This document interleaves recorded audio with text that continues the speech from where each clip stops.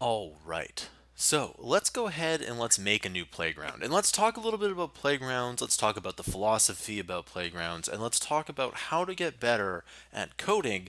And more specifically, how to get better at pretty much anything. So let's go ahead and let's go to File, New, and then we're going to go to Playground. And it should come up with that here. And for the most part, we have the option of iOS, OS X, or tvOS.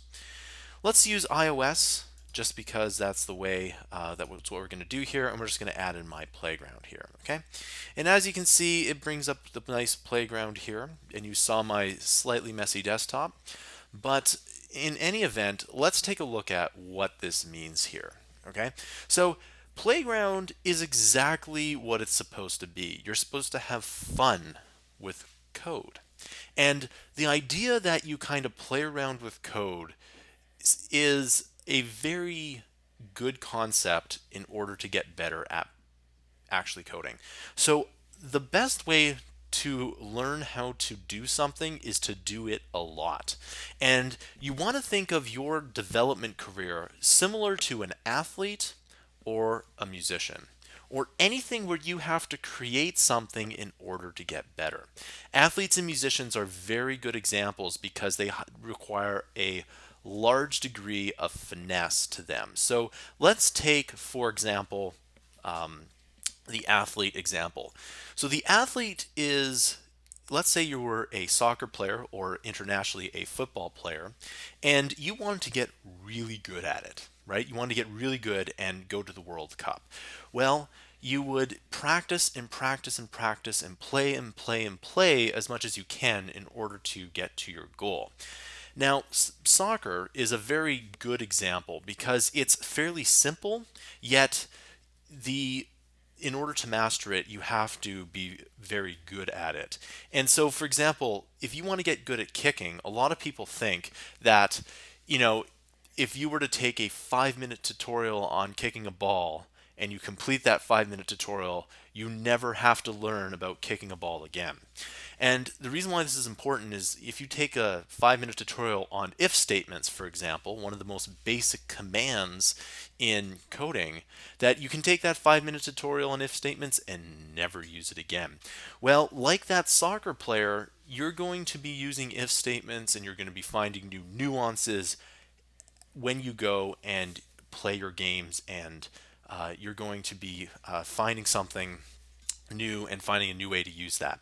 So, like with tutorials, you want to make sure that you're constantly upgrading your skills. Okay, the musician example is also important because musicians, professional musicians, can practice hours a day, and a way to get good at music, and for those of you who have taken music lessons, you'll understand this, is that if you want to get good at music, all you have to do is practice your instrument 15 minutes a day. So if you want to get good at coding, play around in this playground for 15 minutes a day. And if you do it every day and you kind of just play around, just like you're having fun, imagine when you were a kid playing on the playground. And if you imagine that, doing that with coding, you will get better at whatever it is you do. Now, this idea that if you just simply do a lot of it, you'll get better is something that is not often taught in schools.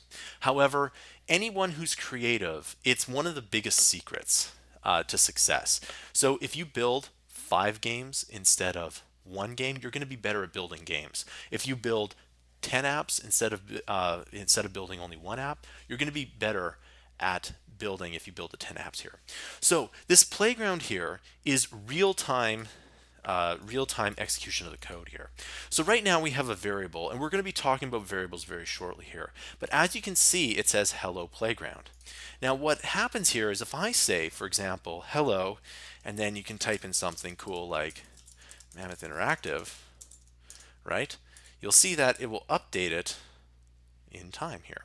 Or you can just simply add it in here. So what you can do is you can learn the Swift language and you can see your results in real time. And it's really important that you learn how to learn the basic codes of Swift here. Now just remember, going back to the soccer player example, once you learn something, you still have to always keep that in your kind of toolbox and you'll always be finding new ways to use that. So once you've done the tutorial, you'll have to continue your development with that particular skill.